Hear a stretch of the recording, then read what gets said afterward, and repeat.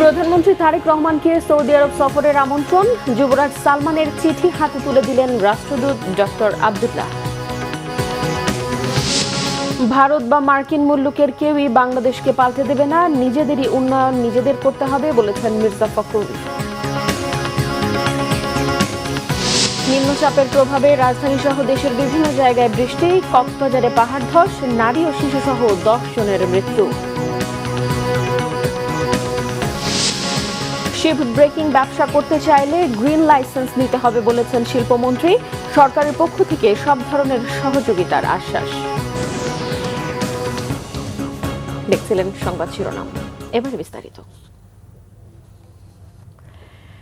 প্রধানমন্ত্রী তারেক রহমানকে সৌদি আরব সফরের আমন্ত্রণ জানিয়েছেন দেশটির যুবরাজ মোহাম্মদ বিন সালমান। একই সাথে সৌদি যুবরাজও বাংলাদেশে সফরের আগ্রহ জানিয়েছেন। এদিকে নভেম্বরে গ্লোবাল আই হেলথ সামিটে অংশ নিতে প্রধানমন্ত্রী তারেক রহমান সম্মতি দিয়েছেন বলে জানিয়েছেন স্বাস্থ্য প্রতিমন্ত্রী। আগামী শিক্ষাবর্ষের প্রথম দিনেই শিক্ষার্থীদের হাতে নতুন বই পৌঁছে দিতে সরকারের আগাম প্রস্তুতির কথাও জানান শিক্ষামন্ত্রী। রিপোর্ট করছেন সৈয়দ আব্দুল মুহিত। সোমবার সচিবালয়ে প্রধানমন্ত্রী তারেক রহমানের সাথে সৌজন্য সাক্ষাৎ করেন ঢাকায় নিযুক্ত সৌদি রাষ্ট্রদূত ডক্টর আব্দুল্লাহ জাফর এইচ বিন আবিয়া। সাক্ষাতে যুবরাজ মোহাম্মদ বিন সালমান আল সৌদের আমন্ত্রণপত্র প্রধানমন্ত্রীর হাতে তুলে দেন রাষ্ট্রদূত। এছাড়াও দুদেশের স্বার্থ সংশ্লিষ্ট বিভিন্ন ইস্যুতে আলোচনা করেন তারা। পরে এক ব্রিফিংয়ে প্রধানমন্ত্রী পররাষ্ট্র বিষয়ক উপদেষ্টা হুমায়ুন কবির জানান, বন্ধুত্বপূর্ণ সম্পর্ক জোরদার সহ বিভিন্ন বিষয় নিয়ে আলোচনা হয়েছে তাদের। The ambassador also conveyed that His Highness the Crown Prince, His Excellency Mohammed bin Salman, is also very much interested to visit Bangladesh at a convenient time. We are very positive about having a strategic cooperation and partnership with the Kingdom of Saudi Arabia. পরে প্রধানমন্ত্রী তারেক রহমানের সঙ্গে International Agency for Prevention of Blindness IAPBর প্রধান নির্বাহী কর্মকর্তা Peter Holland সৌজন্য সাক্ষাৎ করেন। নভেম্বরে অ্যান্টিগা এবং বারমুডায় প্রথমবারের মতো গ্লোবাল সামিট ফর আই হেলথে অংশ নিতে প্রধানমন্ত্রীকে আমন্ত্রণ জানানো হয়। সামিটে কো-হোস্টের দায়িত্ব পালন করবে বাংলাদেশ। পরে স্বাস্থ্য প্রতিমন্ত্রী এম এ মুহিত ব্রিফিংয়ে জানান, গ্রামীণ এলাকার স্কুল শিক্ষার্থীদের চোখের সমস্যা শনাক্ত ও চিকিৎসা নিশ্চিত করতে IAPBর সহযোগিতা চেয়েছে সরকার। এই বাজেটে আমরা চোখের এই ছানি অপারেশনের পর যে লেন্সটা দেওয়া হয়, মাননীয় প্রধানমন্ত্রী উদ্যোগী হয়ে এই লেন্সের উপরে কর কমিয়ে দিয়েছেন, অর্থাৎ এই চোখের ছানি অপারেশনের খরচ কমে যাবে। এতে আমরা এই কর্মসূচির মাধ্যমে 10 লক্ষ মানুষকে ছানি অপারেশন করানোর পরিকল্পনা গ্রহণ করব। তিনি বিশেষভাবে IAPBকে অনুরোধ করেছেন এই শিশুদের চোখের চশমা এবং চোখ পরীক্ষার জন্য আমরা যদি কোনো কর্মসূচি নেই সেখানে তারা সহযোগিতা করবেন এবং IAPBও আশ্বাস দিয়েছেন।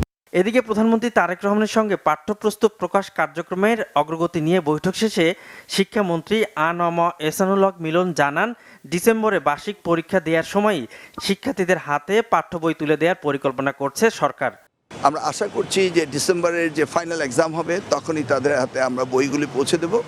মাননীয় প্রধানমন্ত্রীর নির্দেশ 30 নভেম্বরের মধ্যেই আমাদেরকে রেডি থাকতে হবে নতুন পাঠ্যপুস্তক নিয়ে।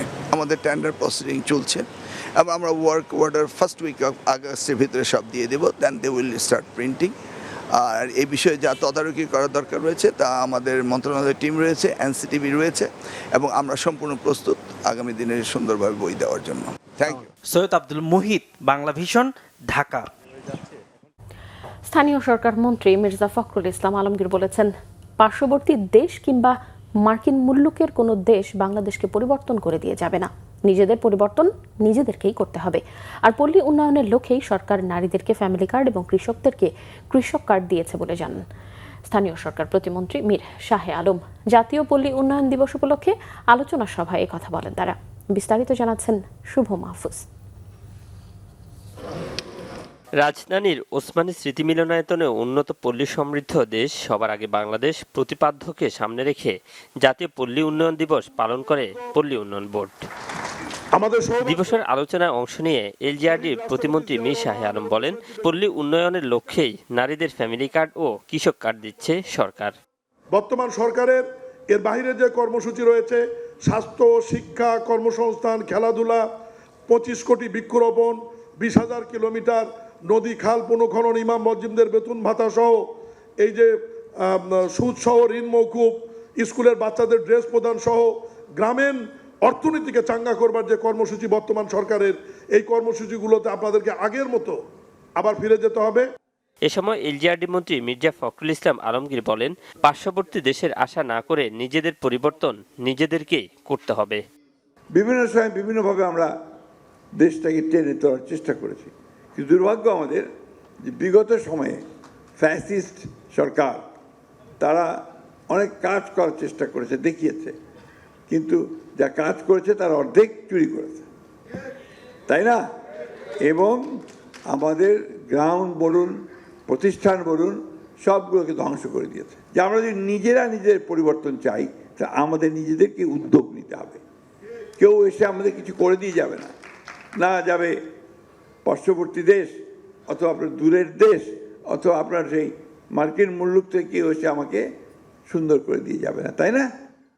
বর্তমান সরকার অন্তর্ভুক্তিমূলক উন্নয়নের প্রতি বেশি গুরুত্ব দিচ্ছে বলেও জানান মন্ত্রী। প্রধানমন্ত্রী যে কাজগুলো, শুভ মাহফুজ, বাংলা ভিশন, ঢাকা। এসেই প্রথম দিন র্যালি, আলোচনা সভা সহ নানা আয়োজনে দেশের বিভিন্ন জায়গায় পালন হয়েছে জাতীয় পল্লী উন্নয়ন দিবস। প্রতিনিধিদের পাঠানো তথ্য ছবিতে দেখুন ডেস্ক রিপোর্ট। জাতীয় পল্লী উন্নয়ন দিবস উপলক্ষে ময়মনসিংহে বিভাগীয় কমিশনারের কার্যালয়ের সামনে থেকে সকালে একটি র্যালি বের করা হয়। র্যালিটি নগরীর প্রধান সড়ক ঘুরে আসে। প্রধান অতিথি ছিলেন সদর আসনের সংসদ সদস্য আবু ওয়াহাব আকন্দ ওয়াহিদ। উপস্থিত ছিলেন বিভাগীয় কমিশনার এস.এম. হুমায়ুন কবির সরকার, রেঞ্জ ডিআইজি মোহাম্মদ আতাউল কিবরিয়া, জেলা প্রশাসক Saifur Rahman, police super Mohammad Kamrul Hasan, BRDB উপপরিচালক মোহাম্মদ শফিকুল আলম সহ সরকারি কর্মকর্তারা। ধামরাই উপজেলা পরিষদের সামনে থেকে বের করা একটি র্যালি পৌরসভার বিভিন্ন সড়ক ঘুরে উপজেলা পরিষদ চত্বরে গিয়ে শেষ হয়। পরে উপজেলা মিলনায়তনে হয় আলোচনা সভা। প্রধান অতিথি ছিলেন সংসদ সদস্য তমিজউদ্দিন। অনুষ্ঠান শেষে ৭৩ জনকে বিআরডিবির পক্ষ থেকে গাছের চারা বিতরণ সহ বিভিন্ন সমবায়ের সদস্যদের মধ্যে ৫৯,৫০০০ টাকা সহজ শর্তে স্বল্প সুদে ঋণ দেওয়া হয়। দিবসটি উপলক্ষে র্যালি, গাছের চারা বিতরণ, আলোচনা সভা ও প্রণোদনার চেক বিতরণ করা হয়েছে সাতক্ষীরায়। সকালে জেলা কালেক্টরেট চত্বর থেকে একটি বর্ণাঢ্য র্যালি বের হয়। গাছের চারা বিতরণ শেষে জেলা প্রশাসক সম্মেলন কক্ষে হয় আলোচনা সভা। এতে প্রধান অতিথির বক্তব্য রাখেন জেলা প্রশাসক কাউসার আজিজ। নাটোরে র্যালি ও আলোচনা সভা করেছে জেলা প্রশাসন ও বিআরডিবি কার্যালয়। সকালে জেলা প্রশাসকের কার্যালয়ের সামনে থেকে র্যালি বের করা হয়। পরে জেলা প্রশাসক সম্মেলন কক্ষে হয় আলোচনা সভা। নড়াইলে উপলক্ষে জেলা প্রশাসকের কার্যালয় চত্বর থেকে একটি র্যালি ও আলোচনা সভা হয়। পরে জেলা প্রশাসকের সম্মেলন কক্ষে আলোচনা সভায় প্রধান অতিথি ছিলেন জেলা প্রশাসক ডক্টর মোহাম্মদ আব্দুল সালাম। দিবসটি উপলক্ষে হিলির হাকিমপুর উপজেলা চত্বর থেকে একটি র্যালি বের করা হয়। পরে উপজেলা পরিষদ সম্মেলন কক্ষে হয় আলোচনা সভা। গাইবান্ধায় জেলা প্রশাসকের কার্যালয় চত্বর থেকে একটি বর্ণাঢ্য শোভাযাত্রা বের হয়। এ সময় বিভিন্ন স্কুলের শিক্ষার্থী ও উপকারভোগীদের মাঝে ফুল ও ফলদের বিভিন্ন প্রজাতির ১৫০ শতাধিক গাছের চারা বিতরণ করা হয়। পরে জেলা প্রশাসকের কার্যালয়ের সম্মেলন কক্ষে হয় আলোচনা সভা।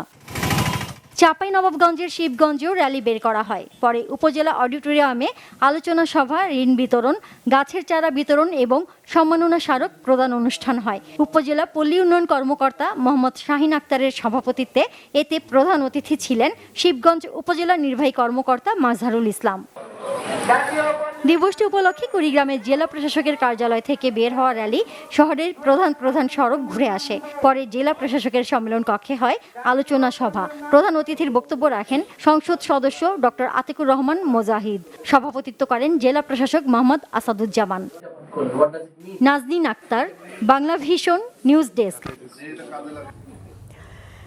ডে কেয়ার সেন্টার শুধু শিশুদের নিরাপদ থাকার জায়গা নয়, এটি তাদের ভবিষ্যতে সুষ্ঠু নাগরিক হিসেবে গড়ে ওঠার সহায়ক বলে মন্তব্য করেছেন বিশিষ্ট সমাজকর্মী ডক্টর জোবায়দা রহমান। তার মতে শিশুর জ্ঞানভিত্তিক ও সামাজিক বিকাশে দিবাযত্ন কেন্দ্রগুলো গুরুত্বপূর্ণ ভূমিকা রাখছে। রাজধানীতে একটি অনুষ্ঠানে এসব কথা বলেন তিনি। রিপোর্ট করছেন আহমেদ সরওয়ার। শিশু দিবা যত্ন কেন্দ্র সম্পর্কিত কার্যক্রমের আওতায় শিশুর প্রারম্ভিক যত্ন ও বিকাশ শীর্ষক কর্মশালা করেছে মহিলা ও শিশু বিষয়ক মন্ত্রণালয়। পানি ভবনে এই কর্মশালায় জিয়াউর রহমান ফাউন্ডেশনের vice president doctor Zubaida Rahman বলেন, দেশের জনসংখ্যার অর্ধেকের বেশি নারী। তিনি কেয়ার গিভার মা বোনদের ধন্যবাদ জানিয়ে বলেন, তারা আছেন বলেই অনেক মা নিশ্চিন্তে চাকরি করতে পারছেন। শিশুরা নিরাপদ পরিবেশে বেড়ে উঠছে। শৈশব জীবনের অত্যন্ত গুরুত্বপূর্ণ একটি অধ্যায়।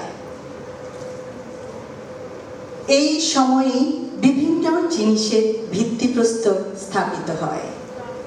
দিবা পরিচর্যা কেন্দ্র শুধু নিরাপদে থাকার স্থান নয়, দেশের ভবিষ্যৎ গড়ার সহায়ক। কেয়ার গিভার্স, আপনারা একই সাথে দুটি কাজ করছেন। বাংলাদেশের ভবিষ্যতের ভিত্তিপ্রস্তর স্থাপন করতে সহায়তা করছেন। ভিত্তি সততা, ভিত্তি নিষ্ঠা, ভিত্তি শান্তি, ভিত্তি শিক্ষা, ভিত্তি সংস্কৃতি, ভিত্তি মানবিকতা, ভিত্তি সহনশীলতার, নিয়মানুবর্তিতার, কৌতূহলের, অধ্যবসায়ের, পারস্পরিক সম্মানের, দেশপ্রেমের। কর্মশালায় মহিলা ও শিশু বিষয়ক এবং সমাজ কল্যাণ মন্ত্রী ডক্টর জাহিদ বলেন, ডে কেয়ার সেন্টার সারা দেশে ছড়িয়ে দিতে হবে।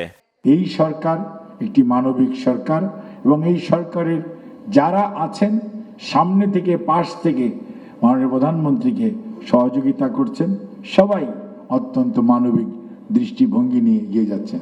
বর্তমান সরকার একযোগে কাজ করছে আপনাদের অর্থাৎ আমাদের আগামী ভবিষ্যৎকে সুন্দর করার জন্য এবং এমন একটি আগামীর প্রজন্ম তৈরি হোক যেই প্রজন্ম আমাদের চেয়েও ভালোভাবে বাংলাদেশকে সামনের দিকে এগিয়ে নিয়ে যাবে। এর আগে ডক্টর জুবাইদা সকাল 10:30টায় তেজগাঁও সরকারি বালিকা শিশু পরিবার পরিদর্শন করেন। সেখানে কিছু সময় কাটান শিশুদের সাথে।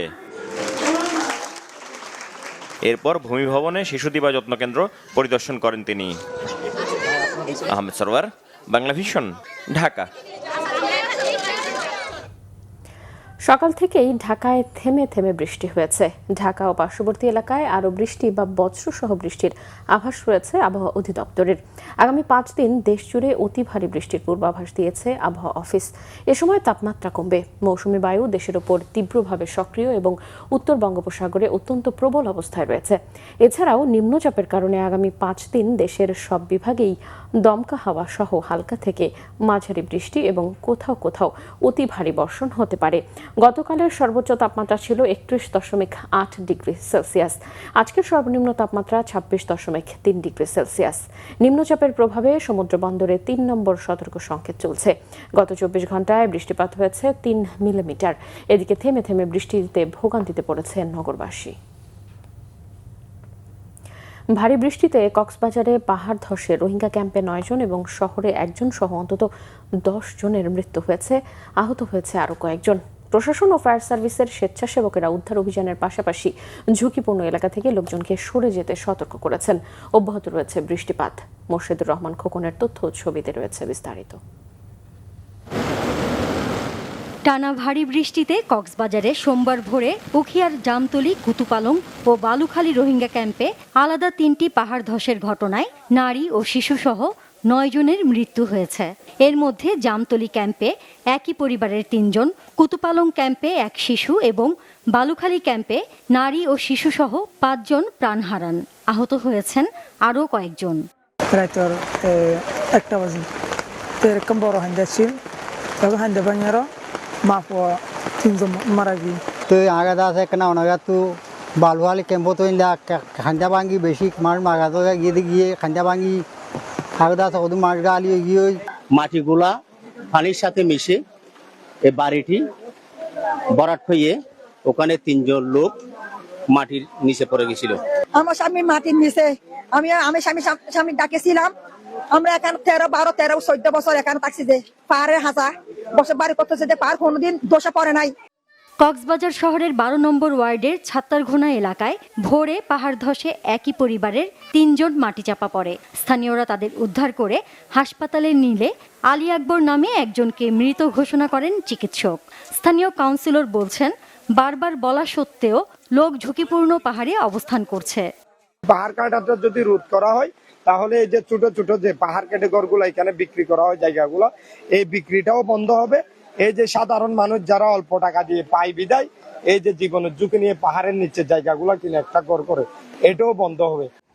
এদিকে জেলায় 24 ঘন্টায় 167 মিলিমিটার বৃষ্টিপাত রেকর্ড করেছে আবহাওয়া অধিদপ্তর। বঙ্গোপসাগরে অবস্থানরত সুস্পষ্ট লঘুচাপ ও সক্রিয় মৌসুমী বায়ুর প্রভাবে আগামী 2 দিন ভারী বৃষ্টি অব্যাহত থাকতে পারে। নিম্নচাপের কারণে আমাদের গত পরশুদিন থেকে সমুদ্র বন্দরে 3 নাম্বার সতর্কবার্তা দেওয়া আছে। সে ভারী বৃষ্টিপাতের প্রভাবে পাহাড়ি এলাকায় ভূমিধসের যে আশঙ্কা থাকে সেটা অলরেডি আমরা যে স্থানীয় প্রশাসন আছে তাদেরকে আমরা জানিয়ে দিয়েছি। পাহাড় ধসের ঝুঁকি থাকায় ঝুঁকিপূর্ণ এলাকায় বসবাসকারীদের নিরাপদ আশ্রয়ে সরে যাওয়ার আহ্বান জানিয়েছে প্রশাসন। কেউ তাদের বাড়ি ঘর ছেড়ে আসলে যেতে চায় না, সেক্ষেত্রে আমরা আইনগত বিধিমূলক ব্যবস্থা নিব। আমরা এখানে হয়তো ফোর্স অ্যাপ্লাই করব তখন, কারণ ওনারা হয়তো বা নিজেদের সেফটির কথাটা অত চিন্তা না করে বাড়ি ঘরের চিন্তাটাই বেশি করছেন আর কি। এই বিষয়টা আমরা দেখছি। Bangla Vision news desk. Ship breaking ব্যবসা করতে চাইলে সবাইকে গ্রিন লাইসেন্স নিতে হবে। এই জন্য সরকার সব ধরনের সহযোগিতা করবে আশ্বাস দিয়েছেন বাণিজ্য ও শিল্পমন্ত্রী খন্দকার আব্দুল মুক্তাদির। চট্টগ্রামের সীতাকুণ্ডে বিভিন্ন শিপ ব্রেকিং ইয়ার্ড পরিদর্শন শেষে তিনি কথা বলেন। জানান, দেশের শিল্প কারখানাগুলোতে জ্বালানির সংকট নিরসনে ক্রাশ প্রোগ্রাম হাতে নিয়েছে সরকার। পাশাপাশি অর্থনৈতিক অঞ্চল সহ শিল্প খাতের বিভিন্ন নীতিগত সমস্যা সমাধানেও কাজ চলছে। জানান, একসময়ে বিশ্বে জাহাজ রিসাইক্লিং শিল্পে বাংলাদেশের অবস্থান ছিল শীর্ষে। বর্তমানে সেই অবস্থান সাময়িকভাবে পিছিয়ে গেলেও সরকার আবারও বিশ্বে 1 নম্বর অবস্থান পুনরুদ্ধারে কাজ করছে বলে জানান খন্দকার আব্দুল মুক্তাদির। ইচ্ছা করলেও এটা নাটকীয়ভাবে বৃদ্ধি করা যাবে না, কারণ যে দুইটা এফএসআরইউ আছে তার একটা নির্দিষ্ট ক্ষমতা আছে এবং আরেকটা এফএসআরইউ যোগ করলে এই পাইপলাইনটাও গ্রিড লাইনটাও এক্সটেন্ড হয়ে যাবে। কিন্তু তারপরেও সরকার বিভিন্ন ক্র্যাশ প্রোগ্রাম নিয়ে চিন্তা করছে। আমরা কিছু ফিজিবিলিটি স্টাডি করছি, দ্রুত কি উপায়ে অধিকতর গ্যাসের যোগান দেওয়া যায়, এগুলো নিয়ে আমরা কাজ করছি। মিরপুর বুদ্ধিজীবী কবরস্থানে দাফন করা হয়েছে বিশিষ্ট শিক্ষাবিদ, গবেষক ও লেখক অধ্যাপক আবুল কাশেম ফজলুল হককে। এর আগে বাংলা একাডেমি, কেন্দ্রীয় শহীদ মিনার ও ঢাকা বিশ্ববিদ্যালয়ে আলাদা আয়োজনে শেষ শ্রদ্ধা জানানো হয় তাকে। অন্যান্যের মধ্যে সংস্কৃতি বিষয় মন্ত্রী নিতাই রায়চৌধুরীও শ্রদ্ধা জানিয়েছেন। সকালে বাংলা একাডেমি প্রাঙ্গণে নেওয়া হয় অধ্যাপক আবুল কাশেম ফজলুল হকের মৃতদেহ। সেখানে হয় দ্বিতীয় জানাজা। এরপর কেন্দ্রীয় শহীদ মিনারে মরদেহ নেওয়া হলে রাজনৈতিক নেতাকর্মী, শিক্ষক, সংস্কৃতি কর্মী সহ সর্বস্তরের মানুষ শ্রদ্ধা জানায়। দেশের বুদ্ধিবৃত্তিক অঙ্গনের এই বরেণ্য ব্যক্তিত্বের অবদানের কথা স্মরণ করেন তারা। পরে মরদেহ ঢাকা বিশ্ববিদ্যালয়ের কলা ভবনে নেওয়া হলে উপাচার্য ABM ওবায়দুল ইসলাম সহ শিক্ষক প্রতিনিধিরা শ্রদ্ধা জানান। বাদ-জোহর ঢাকা বিশ্ববিদ্যালয়ের কেন্দ্রীয় জামে মসজিদে জানাজা শেষে মিরপুর বুদ্ধিজীবী কবরস্থানে চিরনিদ্রায় শায়িত করা হয় এই রাষ্ট্রচিন্তককে। ভারতে 2 বছর কারাভোগের পর 50 বাংলাদেশি নারী পুরুষকে বেনাপোল আন্তর্জাতিক চেকপোস্ট দিয়ে ট্রাভেল পারমিটের মাধ্যমে বাংলাদেশে হস্তান্তর করেছে ভারতীয় পুলিশ। গতরাত 9টায় ভারতীয় পুলিশ তাদের আনুষ্ঠানিকভাবে বেনাপোল ইমিগ্রেশন পুলিশের কাছে হস্তান্তর করে। এ সময় ভারতীয় সীমান্তরক্ষী বাহিনী, BSF ও বর্ডার গার্ড বাংলাদেশ বিজিবি সদস্যরা উপস্থিত ছিলেন। বেনাপোল ইমিগ্রেশন পুলিশের অফিসার ইনচার্জ সাইফুর রহমান জানিয়েছেন, 3 বছর আগে বিভিন্ন সীমান্ত দিয়ে চোরাই পথে তারা ভারতের তামিলনাড়ু রাজ্যে যায়, সেখানে পুলিশের হাতে আটক হয়। 2 বছরের কারাদণ্ড ভোগের পর তামিলনাড়ুর সালেম জেলায় একটি বিশেষ শিবিরে রাখা হয়। তাদেরকে পরে নাগরিকত্ব যাচাই ও আইনি প্রক্রিয়া সম্পন্ন করে প্রত্যাবাসনের নির্দেশনা জারি করা হয়। ফেরত আসাদের বাড়ি সাতক্ষীরা, খুলনা, নড়াইল সহ দেশের বিভিন্ন জায়গায়। বেনাপোল ইমিগ্রেশন পুলিশ জানিয়েছে, ফেরত আসাদের 50 জনের মধ্যে 44 জন পুরুষ ও 6 জন নারী রয়েছে। ইমিগ্রেশন পুলিশের সকল আনুষ্ঠানিকতা শেষে তাদেরকে বেনাপোল পোর্ট থানায় সোপর্দ করা হয়। নোয়াখালীর চাটখিল উপজেলায় 5 বছর বয়সী শিশুকে ধর্ষণের পর হত্যার দায়ে তার চাচাতো ভাই মোহাম্মদ শাহেদকে মৃত্যুদণ্ড দিয়েছে আদালত। জেলার বিশেষ শিশু ট্রাইব্যুনাল বিচারক ফারজানা আক্তার দুপুরে এই রায় ঘোষণা করেন। হত্যার শিকার শিশু আসমা উপজেলার বদলকোট ইউনিয়নের মেঘা গ্রামের বাসিন্দা মাওলানা মোহাম্মদ শাহজাহানের মেয়ে। দণ্ডপ্রাপ্ত শাহাদাত একই গ্রামের আবুল হোসেনের ছেলে এবং শিশুটির চাচাতো ভাই। বাদীপক্ষের আইনজীবী অ্যাডভোকেট শুক্লা সাহা রায়ের বিষয়টি নিশ্চিত করে বলেন, মামলার রায় ঘোষণার তারিখ 3 দফা পিছিয়ে 6 জুলাই নির্ধারণ করা হয়েছিল। আদালতের এই রায়ে তারা ন্যায় বিচার পেয়েছেন বলে মনে করছেন। জানিয়েছেন 2022 সালের 24 মার্চ দুপুরে বাড়ি থেকে নিখোঁজ হয় আসমা। ঘটনার 9 দিন পর বাড়ির পেছনের একটি সেপটিক ট্যাঙ্ক থেকে শিশুটির মরদেহ উদ্ধার করে পুলিশ। পরে তদন্তে শাহাদাতের সম্পৃক্ততা পাওয়ায় তাকে গ্রেফতার করা হয়। আদালতে দেয়া স্বীকারোক্তিমূলক জবানবন্দিতে তিনি জানিয়েছেন, ধর্ষণের পর বিষয়টি জানাজানি হবার আশঙ্কায় শিশুটিকে শ্বাসরোধ করে হত্যা করে মরদেহ সেপটিক ট্যাঙ্কে ফেলে রাখে সে। অন্যদিকে খাগড়াছড়ির রামগড়ে 7 বছরের শিশু ধর্ষণের ঘটনায় অভিযুক্ত মোহাম্মদ শাহিনকে মৃত্যুদণ্ড দিয়েছে আদালত। শিশু সহিংসতা দমন ট্রাইব্যুনালের বিচারক শায়লা শারমিন দুপুরে এই রায় ঘোষণা করেন। ফরিদপুরের নগরকান্দায় বাস চাপায় মোটরসাইকেল আরোহী 2 জন যুবক এবং নড়াইলে পাথর বোঝাই ট্রাক নিয়ন্ত্রণ হারিয়ে উল্টে ঘরের ওপর পড়ে ঘুমন্ত স্কুল ছাত্রী নিহত হয়েছে। ফরিদপুর ঢাকা মহাসড়কের নগরকান্দায় মশাউজান এলাকায় বাস চাপায় মোটরসাইকেলের চালক ও আরোহী নিহত হয়। পুলিশ ও স্থানীয়রা জানায়, বরিশাল থেকে ফরিদপুর অভিমুখে সাকুরা পরিবহনের একটি বাস নগরকান্দাগামী একটি মোটরসাইকেলকে চাপা দিলে ঘটনাস্থলেই ফাহিম মাতব্বর নামের একজন নিহত হন। গুরুতর অবস্থায় মোটরসাইকেলটি অপর আরোহী রফিকুল মাতব্বরকে উদ্ধার করে ফরিদপুর মেডিকেলে নেওয়া হয়। সেখানে চিকিৎসক তাকে মৃত ঘোষণা করেন। তারা দুজনেই ফরিদপুরের নগরকান্দা উপজেলার ফুলসুতি ইউনিয়নের বাসিন্দা। এদিকে নড়াইলে নলদিতে গভীর রাতে নিয়ন্ত্রণ হারিয়ে একটি পাথর বোঝাই ট্রাক বসত ঘরে ঢুকে পড়ে উল্টে যায়। এতে ঘরে থাকা ঘুমন্ত অবস্থায় চাপা পড়ে 8ম শ্রেণীর ছাত্রী সেতু এবং নিহত হয়। এই ঘটনায় গুরুতর আহত হয় তার বোন। জাতীয় নির্বাচনের দিন জামায়াত কর্মীর ওপর হামলায় নিহত বিএনপির নেতা মুজিবুর কোচের লাশ ময়নাতদন্তের জন্য উত্তোলন করা হয়েছে। নগরীর টুটপাড়া কবরস্থান থেকে দুপুরে ময়নাতদন্তের জন্য লাশ উত্তোলন করা হয়। আদালতের নির্দেশে নির্বাহী ম্যাজিস্ট্রেট উপস্থিতিতে মৃত্যুর প্রায় 5 মাস পর ময়নাতদন্তের জন্য কবর থেকে বিএনপি নেতার লাশ উত্তোলন করা হয়েছে। গেল 12 ফেব্রুয়ারি জাতীয় নির্বাচনের দিন সকালে খুলনার আলিয়া মাদ্রাসা কেন্দ্রে জামাতের প্রার্থী সমর্থকদের ধাক্কায় মারা যান বিএনপি নেতা মুজিবুজ্জামান কোচি। দলের নেতাদের দাবি, আলিয়া মাদ্রাসা ভোট কেন্দ্রে অবস্থানের সময় ওই মাদ্রাসার অধ্যক্ষ ও জামাতের নেতা আব্দুর রহিমের সঙ্গে মহিবুল্লাহ কোচির ভোট নিয়ে কথা কাটাকাটির এক পর্যায়ে তাকে ধাক্কা দিয়ে গাছের ওপর ফেলে দেয়। এ সময় তাকে উদ্ধার করে হাসপাতালে নিলে তিনি মারা গেছেন বলে জানায় কর্তব্যরত চিকিৎসক। ঘটনার পরদিন টুটপাড়া কবরস্থান বিএনপি নেতার দাফন সম্পন্ন হয়। পরবর্তীতে 3 জনের নাম উল্লেখ সহ অজ্ঞাতনামা আরও 10 থেকে 15 জনকে আসামি করে হত্যা মামলা দায়ের করে বিএনপি নেতা ইউসুফ হারুন মজনু। অভিযোগটি আমলে নিয়ে পিবিআইকে তদন্তের নির্দেশনা দেয়া সহ কবর থেকে লাশ উত্তোলন করে ময়নাতদন্ত সম্পন্নের আদেশ দেন আদালত। সারা দেশের আরো কিছু খবর নিয়ে এখন দেখুন ডেস্ক রিপোর্ট। দিনভর নানা আয়োজনে পালিত হয়েছে রাজশাহী বিশ্ববিদ্যালয়ের ৭৩তম প্রতিষ্ঠা বার্ষিকী। এ উপলক্ষে দিনের শুরুতে পতাকা উত্তোলন, বেলুন ফেস্টুন উড়ানো, বর্ণাঢ্য শোভাযাত্রার আয়োজন করা হয়। দুপুরে সিনেট ভবনে হয় আলোচনা সভা। প্রধান অতিথি ছিলেন ভূমিমন্ত্রী মিজানুর রহমান মিনু। বিশেষ অতিথি ছিলেন রাজশাহী সিটি কর্পোরেশনের প্রশাসক মাহফুজুর রহমান রিটন। কিশোরগঞ্জের কুলিয়ারচরে বস্ত্র ও পাট প্রতিমন্ত্রী মোহাম্মদ শরীফুল আলমের নিজস্ব তহবিল থেকে কৃষকদের মাঝে প্রণোদনা এবং সমাজ কল্যাণ পরিষদের পক্ষ থেকে আর্থিক সহায়তার চেক বিতরণ করা হয়েছে। উপজেলা পরিষদের সম্মেলন কক্ষে হয় এ আয়োজন। পাবনায় দুরারোগ্য 6 ধরনের রোগীদের মাঝে প্রণোদনার চেক বিতরণ করা হয়েছে। জাতীয় সমাজ কল্যাণ পরিষদের আয়োজনে প্রধান অতিথি ছিলেন পাবনা 5 আসনের সংসদ সদস্য অ্যাডভোকেট শামসুর রহমান শিমুল বিশ্বাস। বিশেষ অতিথি ছিলেন জেলা প্রশাসক আমিনুল ইসলাম, পুলিশ সুপার সুফিউল্লাহ। জনগণের সেবা করে বিএনপিকে মানুষের হৃদয়ে পৌঁছে দিতে চান বলে মন্তব্য করেছেন দলটির চেয়ারম্যানের উপদেষ্টা অধ্যাপক শাহজাহান মিয়া। চাঁপাইনবাবগঞ্জের শিবগঞ্জ উপজেলা বিএনপির আয়োজিত মতবিনিময় সভায় তিনি এই মন্তব্য করেন। সবুজ ঘেরা দেশ চাই, বেশি বেশি গাছ লাগাই, এই প্রতিপাদ্যে বগুড়ার গাবতলী উপজেলার তরফ সরতাজ কামিল মাদ্রাসা মাঠে শিক্ষার্থীদের মাঝে ফলজ, বনজ ও ঔষধি গাছের চারা বিতরণ করা হয়েছে। প্রধান অতিথি হিসেবে শিক্ষার্থীদের হাতে চারা তুলে দেন গাবতলী শাহজাহানপুর আসনের সংসদ সদস্য Morshed Milton.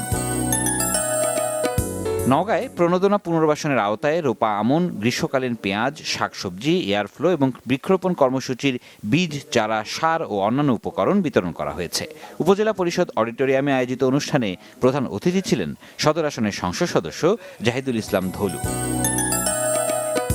Bangladesh medical technologist association Kushtia জেলা শাখার সদস্যদের উপর হামলাকারীদের দ্রুত গ্রেপ্তার ও দৃষ্টান্তমূলক শাস্তির দাবিতে কর্মবিরতি সহ বিক্ষোভ সমাবেশ করেছেন টেকনোলজিস্ট ও নার্সরা। সকাল 9টা থেকে 11টা পর্যন্ত 250 শয্যার কুষ্টিয়া জেনারেল হাসপাতাল চত্বরে কর্মসূচি পালন করেন তারা। রাঙামাটি শহরের অবৈধ অটোরিকশা চলাচল বন্ধের দাবিতে মানববন্ধন করেছেন রাঙামাটি অটোরিকশা চালক ও মালিকরা। এ সময় দাবি বাস্তবায়নে জেলা প্রশাসনকে 6 দিনের আলটিমেটাম দেওয়া হয়। ব্যবস্থা না হলে রবিবার থেকে শহরে সব অটোরিকশা চলাচল বন্ধের হুঁশিয়ারি দেওয়া হয়। মুন্সিগঞ্জের লৌহজঙ্গে বেজগাঁও ইউনিয়ন পরিষদের ইউপি সদস্য ও বিএনপি নেতা তাহের মৃধার বিরুদ্ধে সরকারি বরাদ্দ সুষম বণ্টনে অনিয়মের অভিযোগে ভুক্তভোগীদের মানববন্ধনে প্রতিপক্ষের হামলার ঘটনা ঘটেছে। এ সময় দুই পক্ষের মধ্যে হাতাহাতি থেকে উত্তেজনা তৈরি হয়, পরে পুলিশ পরিস্থিতি নিয়ন্ত্রণে নেয়। সিরাজুম মুনির শুভ, বাংলা ভিশন, নিউজ ডেস্ক। সংবাদ শেষ করব শিরোনামগুলো আরো একবার জানিয়ে। প্রধানমন্ত্রী তারেক রহমানকে সৌদি আরব সফরের আমন্ত্রণ, যুবরাজ সালমানের চিঠি হাতে তুলে দিলেন রাষ্ট্রদূত ডক্টর আব্দুল্লাহ। ভারত বা মার্কিন মুল্লুকের কেউ বাংলাদেশকে পাল্টে দেবে না, নিজেদের উন্নয়ন নিজেদেরকেই করতে হবে বলেছেন মির্জা ফখরুল। নিম্নচাপের প্রভাবে রাজধানী সহ দেশের বিভিন্ন জায়গায় বৃষ্টি, কক্সবাজারে পাহাড় ধস, নারী ও শিশু সহ 10 জনের মৃত্যু। শিপ ব্রেকিং ব্যবসা করতে হলে গ্রিন লাইসেন্স নিতে হবে বলেছেন শিল্পমন্ত্রী। সরকারের পক্ষ থেকে সব ধরনের সহযোগিতার আশ্বাস। এই ছিল এখনকার মতো। পরের সংবাদ সন্ধ্যা 7:30টায় দেখার আমন্ত্রণ রইল। এছাড়া বাংলাদেশের সংবাদ ও সংবাদ সংশ্লিষ্ট অনুষ্ঠান দেখতে ভিজিট করুন www.bbnews24.com ও facebook.com/bangladeshinews এবং সাবস্ক্রাইব করুন youtube.com/bangladeshinews। এতক্ষণ সঙ্গে থাকায় ধন্যবাদ সবাই।